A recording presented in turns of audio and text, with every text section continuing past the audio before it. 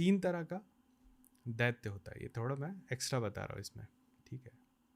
तो हमने हमेशा से सुना कि जो राक्षस होते थे उनको देवता मारने के लिए आते थे, तो वो पहले दैत्य होते थे, वो सबसे कम खतरनाक दैत्य होते हैं, ठीक है। वो सबसे कम खतरनाक राक्षस होते हैं, जो एक पूरी सोसाइटी को खराब करते हैं, जो पूरे एक नेशन को खराब करते हैं, और उनका जो है संहार हो जाता है। ये सबसे निम्न स्तर के दैत्य या राक्षस होते हैं। जैसे बानासुर था, पूतना थी, ये सब राक्षस थी जो कि पूरे एक सोसाइटी में नरसंहार मचा के इन्होंने रखा था। वो महाभारत में, रामायण में हिडिंबा और कौन थे वो? बकासुर जी। बानासुर थे जिनका वध वीरभद्र जी ने किया था आगे चलकर। तो आप ये कह रहे हो कि ये बेसिक लेवल के राक्षस हैं? बेसिक लेवल के राक्षस। ये अध्यात्म का एक विषय बता रहा हूँ। अध्यात्म में आप ये जानते हैं, उससे जो खतरनाक राक्षस होते हैं वो मनुष्य रूप में एक परिवार में बसते हैं, और उनका काम होता है कि परिवार को नेगेटिविटी में ले जाए। उनका एक ऐसा संयोग होता है, वो पैदा इस तरीके से होते हैं कि उनका जो स्वभाव होता है वो दैत्य वाला होता है। इसको भी टैकल किया जा सकता है स्ट्रैटेजिकली, आध्यात्मिकता से। जो सबसे खतरनाक राक्षस होता है वो हर मनुष्य में बसता है, और उसका काम होता है आपसे गलती करवाना। तो आप आज अपने मतलब कोई भी व्यक्ति अपने प्लेजर के लिए, अपने फ़ायदे के लिए आज एक गलत काम करता है, और उसको पता होता है कि ये कभी न कभी रहस्य उद्भेदन होगा और मैं जो है ख़त्म हो जाऊंगा, लेकिन वो करता है। ये अपने अंदर का राक्षस है। इस राक्षस को आप पकड़ लेते हैं अगर आप साधना करते हैं तो इस राक्षस को आप गलती नहीं करने देते। उस मिडिल कैटेगरी के बारे में बात करें, वो बहुत खतरनाक होती है। आप कह रहे थे कि फैमिली के अंदर ही किसी का जन्म होता है, हाँ, जिसमें राक्षस हर फैमिली में नहीं होता है, लेकिन जब एक आत्मा जन्म लेती है ना, तो सिर्फ एक चीज़ तय होता है। जैसे बोलता है ना कि ये लिखा हुआ होगा इसके कर्म में, तो लिखा हुआ कुछ नहीं होता है। आपके जीवन में हमेशा ऑप्शंस रहते हैं आपके पास। तय करके आत्मा सिर्फ ये आती है कि मैं इस माँ के कोख से जन्म लूँगा और उसके हिसाब से मेरा कर्म जो है निर्धारित हो जाएगा। अब किसी को अध्यात्म करना है तो वो किसी ऐसे परिवार में जाएगा जिसके आसपास मंदिर हो या मठ हो, या माँ बहुत पुजारी हो, पिता बहुत पुजारी हो। किसी को क्राइम करना है इस जीवन में, बैलेंस होना चाहिए ना कर्म, तो वो एक ऐसे माँ के घर में जाएगा जिसके घर में कोई क्रिमिनल हो, ठीक है ना। उसी तरीके से कुछ लोगों का प्रारब्ध होता है कि वो पारिवारिक अशांति झेलें, और उस प्रारब्ध के अंदर में कुछ ऐसी शक्तियाँ उनके घर में जन्म लेती हैं जो कि घर को अशांत करती हैं, नकारात्मकता लाती हैं, साथ में नकारात्मक ऊर्जा लेती हैं। वो घर हमेशा अशांत रहता है, तो फिर आध्यात्म के मार्ग से उसको जो है शांत किया जा सकता है। जिस घर में एक भी आध्यात्मिक व्यक्ति होगा, टॉक्सिक लोग वहाँ नहीं टिक पाएंगे। जो टॉक्सिक होगा वो भी न्यूट्रलाइज हो जाएगा। पर ये आइडेंटिफाई कैसे करते हैं किस चीज़ को? कि आपके ही आसपास, आपके ही परिवार में किसी राक्षस का जन्म हुआ है? तो एविडेंट होता है। जिसको देख के मन में अशांति आ जाए, आप समझ जाओ कि ये हमारे परिवार का राक्षस है। उनका पिछला जन्म क्या था? जो अभी राक्षस हुए, कुछ भी हो सकता है। जैसे हमारा जो कंसेप्ट है ना कर्म का, कि कर्म के हिसाब से अगला जन्म होगा, तो कर्म का डेफिनेशन हम लोगों को गलत पढ़ाया गया। पिछले 200 सालों में क्या हुआ कि हिंदू धर्म को बिल्कुल ही मैनिपुलेट करके हम लोगों को परोसा गया। एक ऐसा वर्जन दिया गया हर चीज़ों का जिससे हम लोगों में सनातन धर्म के प्रति डर, देवता के प्रति डर रहे, ठीक है, और हर वो चीज़ हो जो कि सोशली एक्सेप्टेबल हो। हमारे ग्रंथ क्या कहते हैं उससे कोई मतलब नहीं है, ठीक है। कर्म बेसिकली क्या होता है? कर्म होता है सीख।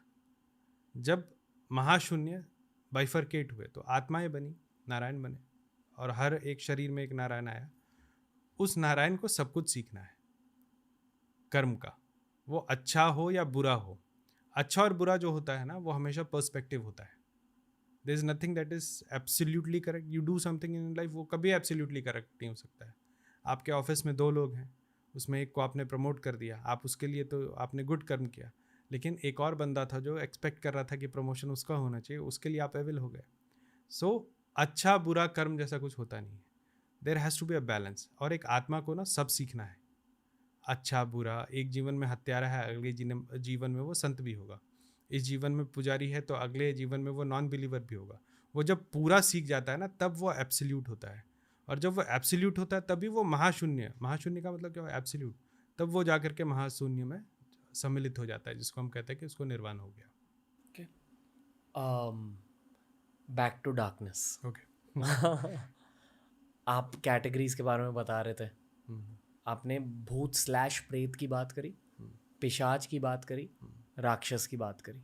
ब्रह्म राक्षस फिर होते हैं जो ब्राह्मण, जो अतृप्त ब्राह्मण होते हैं, जो अविवाहित होते हैं, वो अगर मर जाते हैं तो वो ब्रह्म राक्षस होते हैं। या फिर कोई ब्राह्मण जो गलत कर्मकांड करे या गलत तंत्र का प्रयोग करे, वो भी ब्रह्म राक्षस की योनि में जाता है। इनकी साधनाएं नदी के तटों पे होती है, काफ़ी ताकतवर एंटिटीज़ होती है। इसके अलावा बहुत इंटरेस्टिंग एंटिटीज़ हमारे यहाँ हैं, जैसे जिनको डाइन कहते हैं। अभी तो लोग समझते हैं कि डाइन का मतलब जो टोटका करती हैं ग्रामीण महिलाएं या फिर इस तरीके की, लेकिन डाइन और चुड़ैल जो है ना, दो ऐसी एंटिटीज़ होती है जो हर एक तांत्रिक का जो होता है ना, एक सपना होता है कि इसको कभी तो देखने के अलावा कुछ कर नहीं सकते हैं। ठीक है, हमारा एक अनुभव है, हमारे गुरु हुआ करते थे जब हम अघोर में बिल्कुल नए नए आए थे।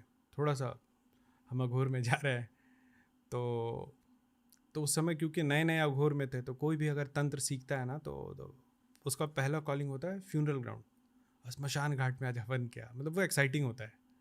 और उस समय मेरा एज वाज अराउंड 20 ईयर्स, तो बिल्कुल यंग, 20 नहीं होगा, 25 के आसपास था। और स्मशान घाट जाना है, रोज़ हवन करना है। अच्छा, वहीं पर क्या होता है कि अघोर साधनाओं में शराब चढ़ाते हैं, शराब पीते हैं, तो वो एक अलग लेवल का जो है ना वो थ्रिल होता है। तो हमारे गुरुजी के एक बार गुरुजी आए, तो he is a old person, 80 साल के आसपास के, और हम लोग हवन करके रात में 2:30 बजे गुरुजी के घर पे पहुँचे। गुरुजी ने अपना रूम लगा लिया, तो उन्होंने रूम लगा लिया और हम, उनके गुरुजी और 2 व्यक्ति और जो है बाहर में एक पीपल का पेड़ था, उसके नीचे बैठ गए। सुबह होने का इंतज़ार कर रहे थे कि अब सुबह होगा तो जाएंगे। और जहाँ हम बैठे थे उसके आगे एक छोटा सा मैदान था, और मैदान के सामने एक पेड़ था, ठीक है, वो फूल का। अब नींद आएगी नहीं, वो जो हमारे 80 साल के गुरुजी थे वो वहाँ सो गए थे। तो हम लोग ऐसे बैठ करके देख रहे थे सामने पेड़ पे। अचानक हमने देखा कि कोई महिला फूल तोड़ रही है, ठीक है, प्रेग्नेंट महिला, लाल साड़ी पहन के फूल तोड़ रही है।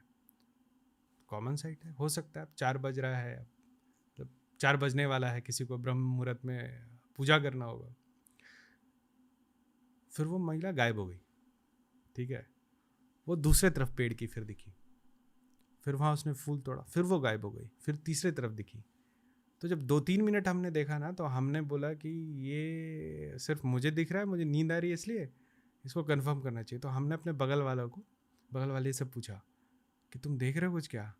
तो उसने बोला भैया हम भी वही देख रहे हैं। फिर हम लोगों ने तीसरे व्यक्ति को हिलाया, बोले देखो उधर। तो वो भी देख करके हैरत में, ये हो क्या रहा है कि वो महिला आ रही है, इधर जा रही है, उधर जा रही है, गायब हो जा रही है। मतलब सुपर नेचुरल अगर देखा ना तो वो एक घटना थी जीवन का। तो अंत में हमने अपने 80 साल वाले गुरुजी को उठाया, गुरुजी ने देखा, उसके बाद बोला ये तो चुड़ैल है। तो हम भागने को तैयार, गुरुजी ने बोला उसको पकड़ो, मैं शादी करूँगा। और हम लोग घर की तरफ भागे और वो उसके पीछे दौड़ गए। लेकिन उसके बाद हमने देखा कि वो एक कॉर्नर तक पहुंची, वहाँ से गायब हो गई। और वहाँ पर 2 लोग खड़े थे, उनको हम लोगों ने पूछा यहाँ से एक महिला गई है क्या? उसने बोला कोई महिला नहीं आई थी। पर उसे पकड़ते कैसे हैं? वो तो तंत्र मार्ग है, मंत्र की शक्ति से, मंत्र की शक्ति से, तंत्र की शक्ति से, यानी कि यंत्र और मंत्र। यस। तो पकड़ने के भी यंत्र होते हैं? हाँ, हमारे शास्त्रों में यंत्रों के बारे में बहुत विस्तार में बताया गया है, जो समय के साथ वो लुप्त हो गया। लेकिन गुरु परंपराओं में अभी भी यंत्रों का विवरण है। तो कुछ यंत्र ऐसे होते हैं जो कि आप परमानेंट बना के रख सकते हैं, कुछ यंत्र ऐसे होते हैं कि जो पूजा के समय बना के उसको तुरंत मिटाया जाता है, और कुछ यंत्र ऐसे होते हैं जिनका कोई निशान नहीं छोड़ना चाहिए। तो ये उन यंत्रों में आते हैं। चुड़ैल का चेहरा याद है? नहीं, बहुत दूर थी। डर महसूस हुआ? बहुत। क्यों महसूस हुआ डर? अब आप शुरू अब ये तंत्र में है ऐसा समझते हैं, और भूतों का बहुत रिसर्च आपने कर रखा है, लेकिन भूत हमेशा आपसे मशीन से बातें कर रहे थे। तो आपके सामने कभी कोई आया नहीं है, कभी कोई एक शैडो आपके सामने से चली गई। यहाँ पर एक महिला दिख रही है जो साक्षात आपके सामने गायब हो रही है। जिसका आपके पास कोई एक्सप्लेनेशन नहीं है। तो कभी भी कोई न्यू एक्सपीरियंस आपके पास आएगा ना, हॉरर खुद में एक इमोशन होता है। पर उस गुरुजी का लॉजिक क्या था, शादी क्यों करनी थी? That is fun. वो अपने मज़े में बोल रहे थे, उनके लिए तो वो एक शक्ति थी ना, अगर उसको बांध लेते तो उनके पास एक शक्ति और हो जाती है।